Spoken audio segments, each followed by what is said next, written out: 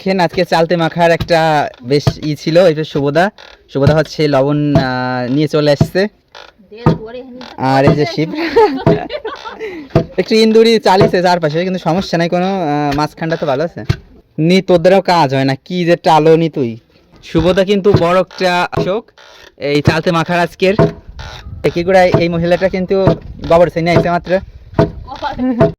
তো দেখেন অবশেষে চালতে মাখানো কমপ্লিট। শুভদা ট্রাই করে দেখো কেমন হয়েছে। দেখো দেখো, ইস লবণ সব হয়েছে, কিন্তু আর একটু মনে হয় কিছু নিতে হবে। আপনি একটু দেখেন তো ট্রাই করে। বলে মা হাত দেবে এবার, আর আমার যদি এবার ঝাল লাগিয়ে বসে কি করবে। আমি কৃষির পাতা ভালো লাগে তোমার? এত তাতে লাউর গাছের পাতা দিয়ে খালি সাথে জানি কি? হ্যাঁ সেই স্বাদ। ওকে।